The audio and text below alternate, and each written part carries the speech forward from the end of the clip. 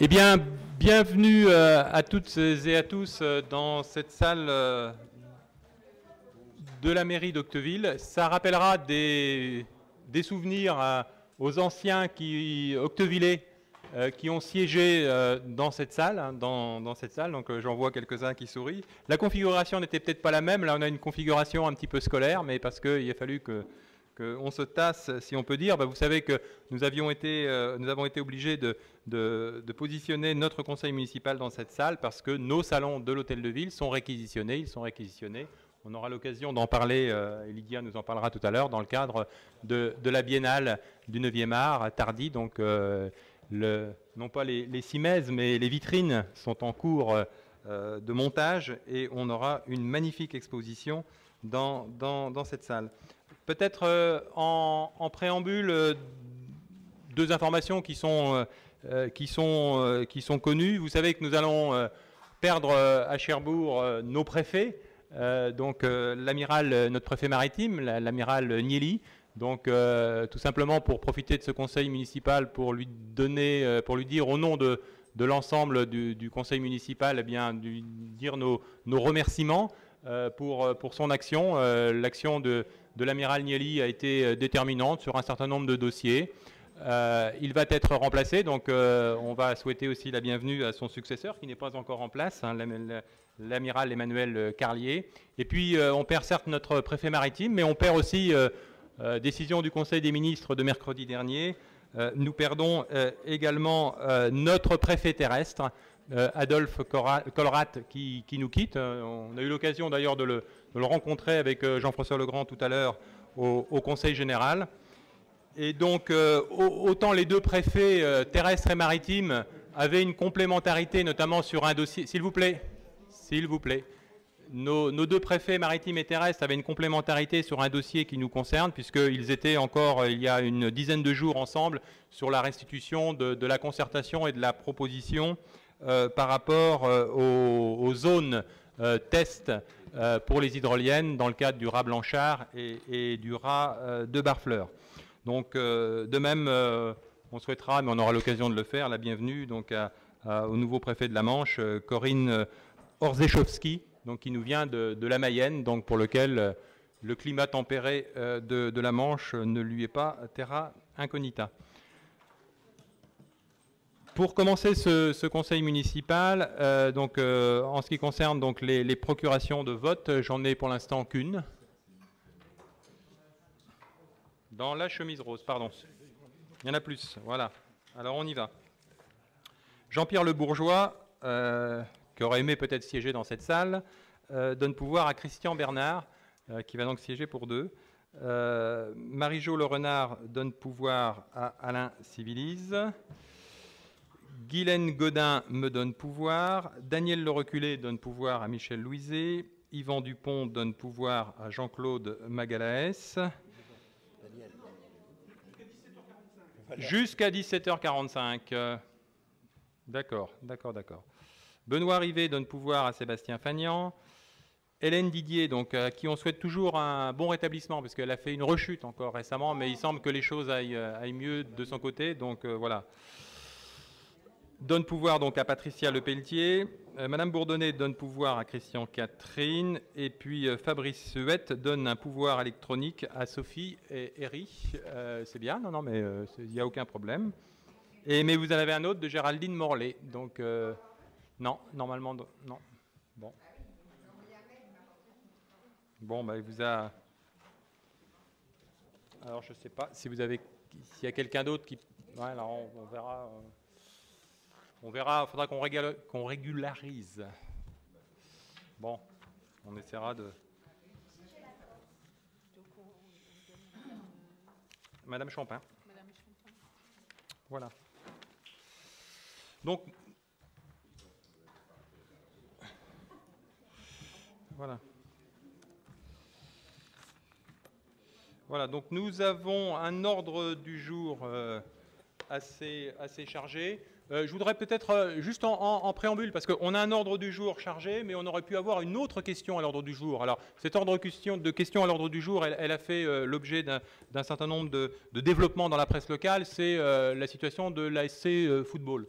Alors, tout simplement pour vous dire que nous avons, nous, reçu en tant que collectivité, par courrier du 15 mai, une demande de l'ASC Football qui nous demandait d'intervenir pour une subvention exceptionnelle de 200 000 euros pour aider le club qui a un fort besoin de trésorerie, estimé à 400 000 euros. Donc nous étions, nous, en tant que ville de Cherbourg, sollicités à hauteur de 200 000, le Conseil général de la Manche à hauteur de 100 000 et le Conseil régional de Basse-Normandie également à hauteur de 100 000. Tout cela pour faire face à la défaillance d'un investisseur privé qui avait sur papier donc, indiqué qu'il soutiendrait au titre de la saison 2012-2013 le club ASC Football à hauteur de 400 000 euros. Donc c'est quand même un partenariat important. Et puis donc il y a une défaillance. Alors une défaillance pour des raisons diverses et variées. Il n'appartient pas de les commenter. Toujours est-il que le constat, donc, c'est que le club se trouvait dans une difficulté, donc il a saisi les collectivités. Nous avons fait faire une analyse des comptes, et puis il s'avérait que 400 000 euros, c'est une difficulté pour pouvoir rembourser, y compris sur plusieurs échéances, et que la structure du club ne permet pas de rembourser. Donc en lien avec les autres collectivités, dans un contexte, et on le comprendra, de rigueur budgétaire, de contraction des dépenses publiques, et puis aussi d'équité par rapport aux autres clubs. Nous avons manifesté donc, notre décision de ne pas intervenir. Alors, nous l'avons fait, j'allais dire, entre collectivités. Nous avons rédigé d'ailleurs en commun un communiqué de presse. Je peux vous le lire d'ailleurs, hein, le communiqué de presse qui avait été préparé. Je dis bien qui avait été parce que ce communiqué de presse, aussi paradoxalement que ça peut paraître, n'a pas été publié, puis je vous dirai pourquoi. Donc les trois collectivités que sont la ville de Cherbourg-Octeville, le Conseil général de la Manche, le Conseil régional de Basse-Normandie, ont été saisis par les dirigeants du club ASC Football pour apporter un financement complémentaire global de 400 000 euros destiné à boucler le budget de la saison sportive 2012-2013, et cela en raison de la défaillance probable d'un partenaire privé. L'examen des comptes du club souligne que le choix à l'été 2012 du maintien de l'équipe première en nationale a contraint les dirigeants à anticiper des recettes nouvelles qui n'étaient pas assurées. Les efforts déployés pour trouver de nouveaux partenaires ont certes été couronnés de succès, mais se sont principalement focalisés sur un investisseur dont la stratégie d'investissement est peu explicite, mais que l'on peut néanmoins supposer lié au maintien de l'équipe première en nationale. Or, il s'avère que les résultats sportifs de cette équipe première, à l'inverse des équipes jeunes et féminines, ne sont pas au rendez-vous. Les budgets prévisionnels ne permettent pas de dégager des possibilités pour un éventuel remboursement, même échelonné sur plusieurs exercices, de l'aide donc, qui serait ainsi apportée par les trois collectivités locales. Dans un contexte de contraction des finances publiques et de nécessaire rigueur budgétaire, les collectivités ne peuvent intervenir pour suppléer à la carence de partenaires privés. Elles demeurent attentives à la situation du club et se déclarent prêtes à intervenir pour accompagner toutes les initiatives qui pourraient être prises afin que les missions d'intérêt général en direction des équipes jeunes, féminines et handisport puissent être pérennisées. Ce communiqué, donc, nous l'avons bien évidemment par courtoisie et je dirais dans le cadre de nos relations avec l'ASC, nous en avons informé donc, les dirigeants, et puis les dirigeants nous ont dit, écoutez, c'est très simple, laissez-nous, entre guillemets, un peu de temps pour tenter une ultime démarche, et c'est une ultime démarche qui est en cours. Donc vous savez qu'il va y avoir une échéance qui est lundi, l'échéance de la DNCG. Donc, bien, cette ultime tentative, je sais que les dirigeants du club se débattent, si on peut dire, pour essayer de mobiliser à la fois des partenaires privés. Ils se sont également retournés vers leurs investisseurs qui, on m'a dit, je parle au conditionnel, devraient intervenir. Je ne sais pas jusqu'à quel niveau. Donc, à l'heure actuelle, les dirigeants du club essayent de mobiliser dans leur environnement les 400 000 euros qui sont nécessaires pour assurer cette échéance au niveau de la DNCG. Il est évident que je veux dire, on ne peut que leur souhaiter un succès dans cette démarche, qui est une démarche difficile, et on le comprend. Si le club arrive à surmonter ces difficultés, donc à trouver dans son environnement les moyens nécessaires pour passer cette échéance, il est évident que les collectivités continueront bien évidemment dans notre cadre réglementaire d'intervention, à savoir à la fois les conventions d'objectifs et puis je dirais notre grille d'intervention normale et classique d'intervention au niveau des clubs sportifs. Nous continuerons bien évidemment à les soutenir, mais il y a l'échéance de lundi prochain Et c'est pour ça que je tenais d'abord à vous en informer, parce que c'est vrai que cette question aurait pu être à l'ordre du jour, elle ne l'est pas, donc c'est un peu en creux que je me permets de vous donner cette information. Monsieur Humbert. Oui, monsieur le maire, j'ai bien pris note de ce que vous venez de dire. Si vous permettez, j'aimerais à titre personnel dire 2 mots à ce sujet-là. Quand on va passer tout à l'heure à l'ordre du jour d'une subvention complémentaire pour l'ASC Tennis. Donc, je vais finir sur l'AS Cherbourg Football et avec les arguments. Ce qui est bien dommage, c'est qu'on a su que par la presse ce qui s'est passé, c'est-à-dire on n'a pas été informés, nous les conseillers, de ce qui se passait. Donc, mais si vous permettez, au moment de la délibération sur le tennis, je ferai un condensé de tout ça. D'accord. Merci. Ok, monsieur Humbert, donc on attend votre intervention tout à l'heure. Ce que je vous propose, donc, c'est bien d'engager donc cette fois-ci l'ordre du jour de notre conseil municipal.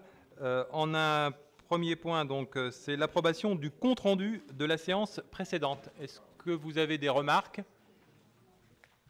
Non. Donc on considère que le compte-rendu de la précédente séance du conseil municipal est approuvé à l'unanimité. Vous avez également, donc, en ce qui concerne le Code général des collectivités locales, les différentes décisions qui ont été prises au titre de l'article L 2122-22 du Code général des collectivités. Est-ce que vous avez des questions complémentaires? Est-ce que vous avez des remarques à faire? Donc on considère que ces informations donc, vous satisfont. Et on prend acte des décisions qui ont été prises.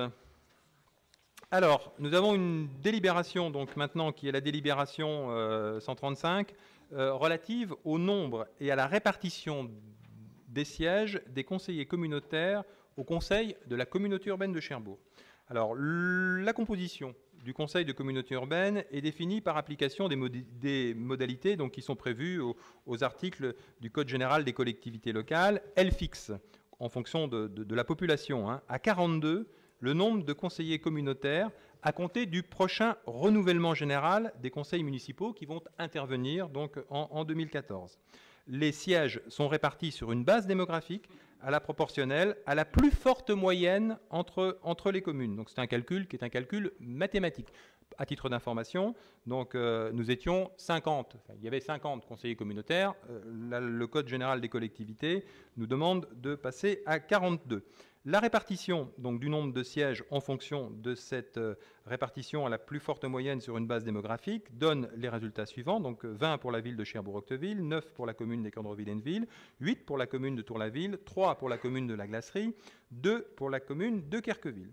Alors, il y a un additif au Code général des collectivités locales. Les communes peuvent créer et répartir un nombre de sièges inférieur ou égal à 10% du nombre total de sièges. On peut ainsi porter à 46 le nombre de conseillers communautaires.